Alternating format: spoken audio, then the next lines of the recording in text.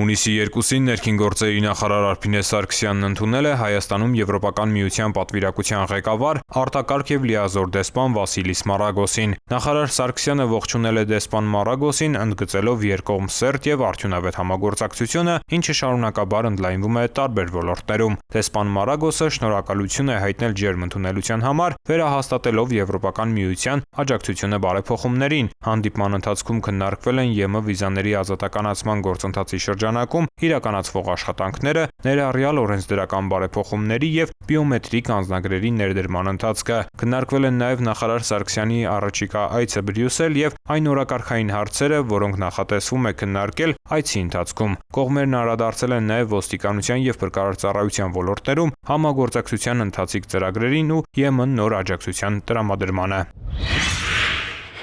Հունիսի 3-ին ներքին գործերի նախարար Արփինե Սարգսյանը նախարարության եւ ոստիկանության ղեկավար կազմին ներկայացրեց ոստիկանության նորանշանակ պետ ներքին գործերի նախարարի տեղակալ Արամ Ղազարյանին։ Արփինե Սարգսյանը շնորհակալություն հայտնեց նախկին ոստիկանապետ Արամ Հովհաննիսյանին երկարամյա ծառայության ու կատարած աշխատանքի համար։ Արփինե Սարգսյանը շնորհավորելով նորանշանակ ոստիկանապետ Արամ Ղազարյանին նրան մաղթել է հաջողություններ։ Ներքին գործերի նախարարը նշել է, որ Արամ Ղազարյանը նոր չէ ոստիկանության համակարգում եւ բարեփոխումների ինտենսիվ փուլում համակարգ վերադառնալը հնարավորություն է ստեղծում նորովի դիտարկել այն, նոր շունչ հաղորդել ոստիկանության աշխատանքներին, պահպանելով բարեփոխումների շրջանակներում ներքին գործերի նախարարության որդեգրած մոտեցումներն ու սկզբունքները։ Նախարար Սարգսյանը վերահաստատել է համակարգի գործունեության մասին իր նախանշած սկզբունքները, շեշտելով, որ դրանք հետևողականորեն պետք է պահպանվեն եւ փոփոխման ենթակա չեն։ Արամ Ղազարյանը շնորհակալություն հայտնելով վստահության համար հավաստիացրել է, որ շարունակելու են կյանքի կոչել ոստիկանական համակարգի հետ կապված ծրագրերը։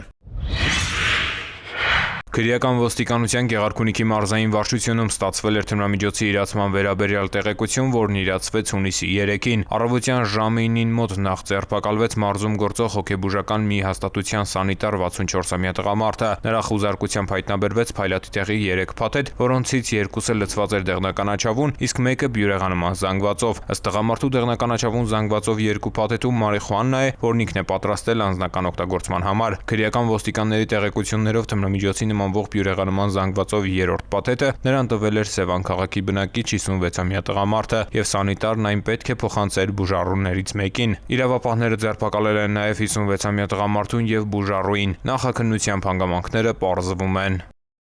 Ծանուցում ենթադրյալ հանցանքի մեջ կասկածվողը կամ մեղադրվողը համարվում է անմեղ, քանի դեռ նրա մեղավորությունը ապացուցված չէ Հայաստանի Հանրապետության քրեական դատավարության օրենսգրքով սահմանված կարգով, դատարանի օրինական ուժի մեջ մտած դատավճռով։ Ներքին գործերի նախարարության սպասարկման գրասենյակները շարունակում են իրականացնել շրջիկ սպասարկում քաղաքացիներին մատուցելով թե միգրացիա եւ քաղաքացիության ծառայության, թե հաշվառման քննական բաժինների ծառայություններ։ Ներքին գործերի նախարարի հրամանի համաձայն հունիս ամսին ծառայություններ կմատուցվեն հետեւյալ բնակավայրերում։ Հունիսի 5-ին Տավուշի մարզի Աչաջուր եւ Սևքար համայնքներում, Գեղարքունիքի մարզի Ճամբարակ համայնքում, վարորդական իրավունքի ու սեփականության վկայականների, հաշվառման վկայագրի փոխանակման կամ կորստի դեպքում քաղաքացիները մտնելով շրջիկ գրասենյակ կարող են նորը ստանալ, օգտվել նաև հաշվառման քննական բաժինների կողմից մատուցվող այլ ծառայություններից։ Վարորդական իրավունքի ու սեփականության վկայականների, հաշվառման վկայագրի փոխանակման կամ կորստի դեպքում քաղաքացիները մտնելով շրջիկ գրասենյակ կարող են նորը ստանալ, օգտվել նաև հաշվառման քննական բաժինների կողմից մատուցվող այլ ծառայություններից։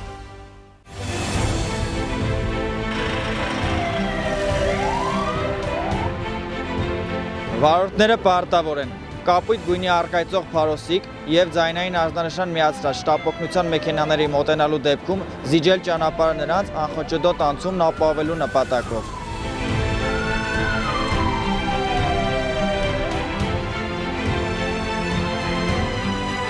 Ճանապարհը չզիջելը առաջացնում է տուգանքի նշանակում նվազագույն աշխատավարձի 20 չափով 20,000 դրամ։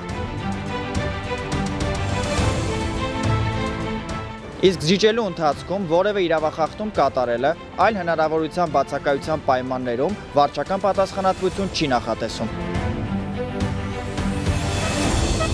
Զիջիր ճանապարհը, րոպեն կարող է կյանք արժենալ։ Կյանքն անգին է։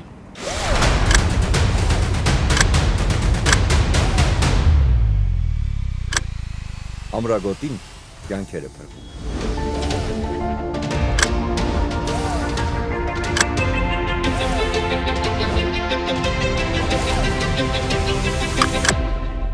Ամրագոտին կյանքեր է փրկում։ Ամրակապրիր։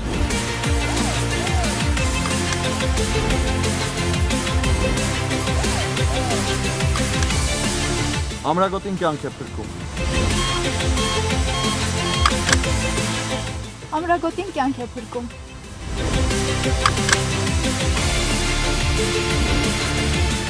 Ամրագոտին կյանք է փրկում։ Ամրագոտին Կյանք է փրկում։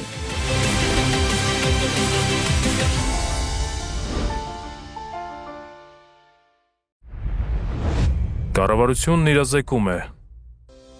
Հարգելի քաղաքացիներ, հունիսի 1-ից սեպտեմբերի 30-ը հանրապետության տարածքում համարվում է հրդեհավտանգ ժամանակաշրջան։ Կարևոր է այդ ընթացքում հատուկ ուշադրություն դարձնել հրդեհների կանխարգելմանը եւ բնակչության շրջանում բացատրական աշխատանքներին։ Անտառային եւ բուսածածկ տարածքներում հրդեհներից խուսափելու համար արգելվում է չնախատեսված տեղերում վառել խարույկ, նետել այրվող լուցկի, չմարվող ծխախոտի մնացորդ, վառելիքով լիցքավորված ավտոմեքենաների շրջակայքում ծխել եւ օգտվել բաց կրակից, այրել չոր խոտ կամ խոզան, արևով լուսավորվող բացատներում թողնել շշեր, ապակու կտորներ, քանի որ դրանք կարող են ֆոկուսացնել ճառագայթները, վերածվելով հրկիզող ոսպնյակների։ Հարգելի քաղաքացիներ, հրդեհի փոքր օջախի հայտնաբերման դեպքում փորձեք հանգցնել այն, օգտագործելով կրակմարիչներ, բահեր կամ ծառերի ճյուղերի կապուկ, թացակուստ, ամուր կտոր։ Պետք է համոզվել, որ կրակը մարվել է եւ կրկին բորբոքման սպառնալիք չկա։ Պահպանելով հրդեհային անվտանգության կանոնները դուք կօգնեք հրշեջներին, գիտակցելով, որ չնայած նրանց 24-ժամյա անձնվիրաբար ծառայությանը,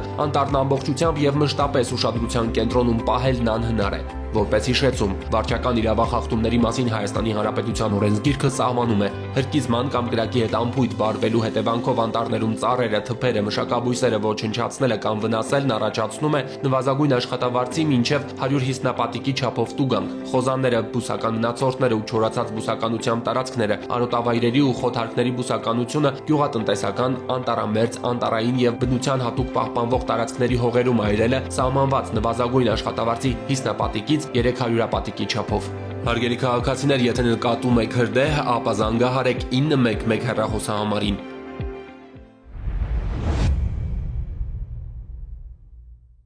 Հարգելի քաղաքացիներ, Road Police.am համակարգում էլեկտրոնային ծանուցումը ակտիվացնելու դեպքում տեսալուսանկարահանող սարքերով արձանագրված տուգանքի գումարը կարող եք վճարել 20%-ով պակաս։ Կարևոր է իմանալ, որ 20% բոնուսային բաղադրիչի կիրառման էլեկտրոնային ծանուցման եղանակը չի փոխարինում SMS ծանուցմանը։ Տեսալուսանկարահանող սարքերով արձանագրված խախտումներով, եթե օրինակ պետք է նշանակվեր 10,000 դրամ տուգանք, ապա ծանուցումն էլեկտրոնային եղանակով ստանալու դեպքում կկիրառվի բոնուսային նվազեցում եւ տուգանքի չափը կկազմի 8000 դրամ։ Օգտվեք թվային լուծումներից եւ վճարեք 20%-ով պակաս։